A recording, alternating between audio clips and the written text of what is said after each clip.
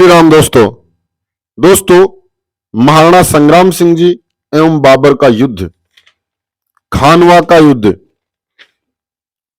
बाबर ने दिल्ली व आगरा पर अधिकार करने के बाद महाराणा संग्राम सिंह जी के साथ में युद्ध करने की तैयारियों में लग गया। बाबर जानता था कि भारत में संग्राम सिंह जी के होते हुए वह शासन नहीं कर सकता। बाबर ने महाराणा सांगा के बयाना दुर्ग पर अधिकार कर लिया। बयाना दुर्ग का हाकिम निजाम खां महाराणा सांगा का जागीरदार था।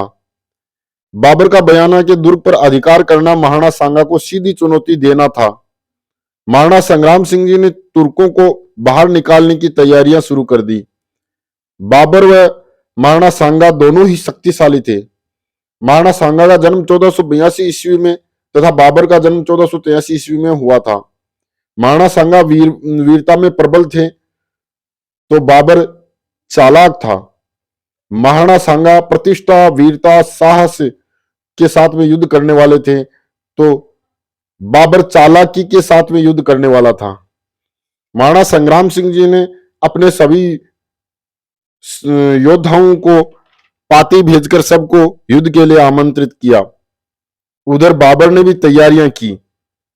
आगरा के पास बाबर युद्ध की तैयारियों में लग गया। तोपखाने आदि ठीक करने लगा। भारतीय मुसलमानों को बाबर पर विश्वास नहीं था तो वह तुर्क सरदारों को वह शहजादे हुमायूं को जोधपुर से बुलवा लिया। बाबर ने सोचा कहीं महाराणा सांगा सीकरी पर अधिकार न कर ले, क्योंकि वहां की जल व्यवस्था बहुत अच्छी थी।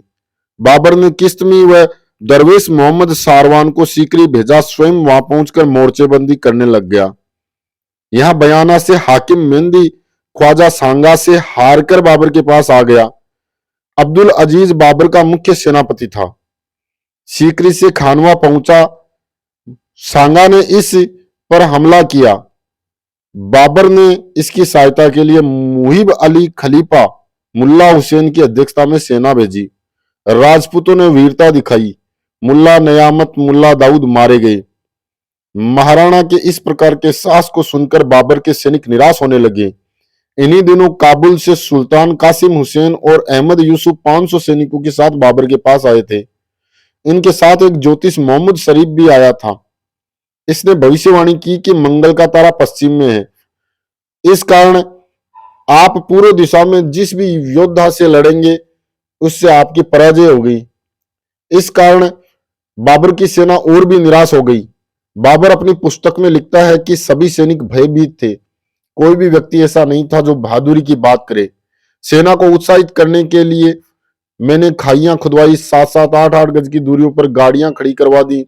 इन्हें जंजीरों में बंधवाया। इन तैयारियों को 20-25 दिन लग गए। मैंने शेख जमाली को इस उद्देश्य से मेवात भेजा कि हसन खां मेवाती सांगा को छोड़कर मेवात आ जाए। बाबर ने युद्ध से पूर्व अपने पापों का प्रायश्चित करने के लिए कभी शराब न पीने की सौगंध खाई। शराब की, सोने चांदी की सुराइयां व बर्तनों को फकीरों में बंटवाया। एक मुसलमान की तरह दाढ़ी नहीं कटवाने की भी कसम खाई। सैनिकों व व्यापारियों पर लगने वाले तमगा कर को हटवाया।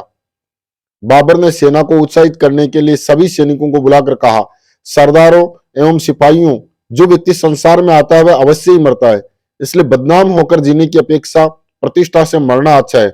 मैं भी चाहता हूं कि कीर्ति के साथ में मेरी मृत्यु हो।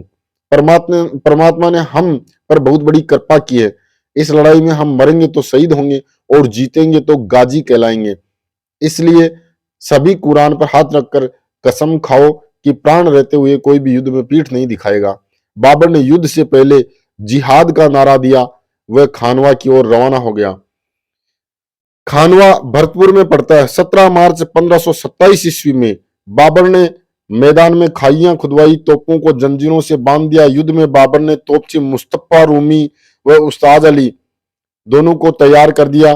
दोनों ही बाबर के तोपखाने के मुख्य अधिकारी थे। तोपों के पीछे बाबर की सेना कई भागों में विभक्त होकर तैयार खड़ी थी। 17 मार्च 1527 ईस्वी को सुबह 9:30 बजे युद्ध प्रारंभ हो गया। राजपूतों ने सर्वप्रथम मुगलों के दक्षिणी पार्श्व पर आक्रमण किया, जिससे मुगल सेना का यह पार्श्व कमजोर हो गया। बाबर ने तुरंत सहायता भेजी। यहां अगर समय पर सहायता नहीं पहुंचती तो मुगलों की हार निश्चित हो जाती। चिन तिमुर सुल्तान ने सांगा के वाम पार्श्व के मध्य भाग पर हमला किया। जिससे मुगलों का दक्षिणी पार्श्व नष्ट होने से बच गया। चिंतिम्बूर के इस हमले से राजपूतों के अग्रभाग व वाम पार्श्व के मध्य ज्यादा अंतर हो गया, जिसका फायदा उठाकर मुस्तफा ने तोपों के गोलों से वर्षा शुरू कर दी, जिस कारण मुगलों के दक्षिणी पार्श्व सेना को संभलने का मौका मिल गया। मुगलों का दक्षिण पार्श्व विशेष ध्यान होने के कारण राजपूतों ने वाम पार्श्व पर हमला कर दिया। उसी समय एक तीर आकर महाराणा सांगा के सिर में लग गया। महाराणा युद्ध में मूर्छित हो गए।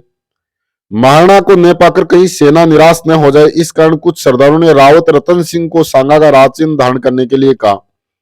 रतन सिंह जी ने कहा कि मेरे पूर्वज मेवाड़ राज्य छोड़ चुके हैं, इसलिए मैं राजचिन्ह धारण नहीं करूंगा, लेकिन जो राजचिन्ह धारण करेगा उसकी पूर्ण रूप से सहायता करूंगा और प्राण रहते दुश्मनों से लड़ूंगा। इसके बाद झाला अज्जा को मेवाड़ का राजचिन्ह धारण करवाया और वे युद्ध का संचालन करने लगे। इनकी स्मृति में झाला अज्जा के वंशधर सादड़ी के महाराणा के समस्त राज चिन्ह धारण करने का अधिकार आज भी चला आ रहा है। अज्जा के नेतृत्व में सारी सेना युद्ध करने लगी। वीर विनोद व टोड में लिखा गया है, कर्नल टोड ने जो लिखा है कि युद्ध के समय राज सिंह का सलदी तंवर जो महाराणा की हरावल सेना में था, उसने महाराणा सांगा के साथ में विश्वासघात किया और वह बाबर की तरफ मिल गया। वाम पार्श्व पर राजपूतों के आक्रमण को देखकर वाम पार्श्व पर मुमीन आताक व रुस्तम तुर्कमान ने आक्रमण किया। बाबर ने इनकी सहायता के लिए ख्वाजा हुसैन की अध्यक्षता में एक सेना और भेजी। अब तक युद्ध अनिश्चितात्मक रूप से चल रहा था। एक तरफ बाबर तोप चला रहा था, दूसरी तरफ राजपूत मुगलों को मार रहे थे। बाबर ने तुलगामा सेना को घेरने के लिए आदेश दिया व उस्ताद अली को तोप के गोले बरसाने का हुक्म दिया। तोपों के पीछे बंदूक लिए जो सैनिक थे उन्हें राजपूतों के अग्रभाग पर हमला करने का आदेश दिया। बाबर ने बंदूक चलाना ईरानियों से सीखा था। तोप व बंदूक की इन मार से राजपूतों के अग्रभाग कमजोर हो गया था। राजपूतों की इस अवस्था को देखकर बाबर की हरावल सेना तोप खाने सहित आगे बढ़ने लगी। इस अचानक आक्रमण से राजपूतों में एक बार अव्यवस्था हो गई। फिर सचेत होकर वे मुगलों से फिर लड़ने लगे और राजपूत बाबर के निकट पहुंच गए थे। उस समय राजपूत बाबर को मारने वाले थे कि उसी समय तोपों ने फिर वहां पर गोले बरसाने शुरू कर दिए और उन तोपों के गोलों के कारण से सारे योद्धा वीरगति को प्राप्त हो गए। यहां पर उदय सिंह, माणिक चंद चौहान, चंद्रभान चौहान, झाला अज्जा, रतन सिंह चूड़ावत, रायमल राठौर, रतन सिंह मेड़तिया, गोकुलदास परमार, रामदास सोनगरा आदि युद्ध में वीरगति को प्राप्त हुए और इस स्थिति के कारण महाराणा सांगा की पराजय हो गई। यदि महाराणा सांगा के साथ में धोखा नहीं होता तो इस युद्ध में महाराणा सांगा को पराजित करना बहुत ही मुश्किल था। इस युद्ध में राजपूतों ने कई चीजों के बारे में सीखा भी। महाराणा सांगा की हार का प्रमुख कारण बयाना युद्ध के बाद बाबर को तैयारी करने का मौका देना भी था। अगर महाराणा सांगा बयाना के बाद सीधे ही जाकर आगरा पर आक्रमण कर देते तो निश्चित ही उनकी जीत होती। राजपूतों ने वीरता से युद्ध किया। राजपूत पुरानी पद्धति से युद्ध लड़ रहे थे, इन्हें तुलगमा पद्धति का ज्ञान नहीं था, इस कारण चारों ओर से घिर गए।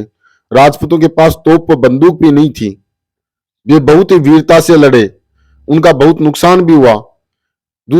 एक मुख्य कारण यह भी रह गया कि महाराणा सांगा स्वयं हाथी पर बैठकर युद्ध लड़ रहे थे, जिसके कारण वे सीधे ऊंचाई पर होने के कारण दुश्मनों की नजर में थे और इसी कारण महाराणा सांगा को तीर लग गया। यदि महाराणा सांगा पूरे युद्ध में मैदान में होते तो परिणाम कुछ और ही होता।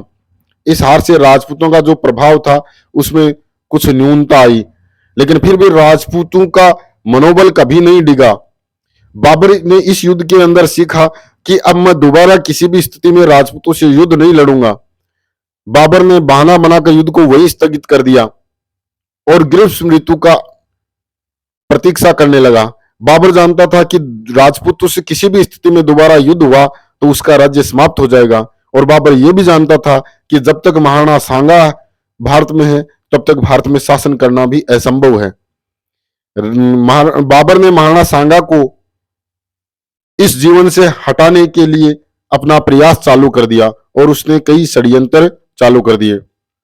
महाराणा सांगा रणथंबोर पहुंचे।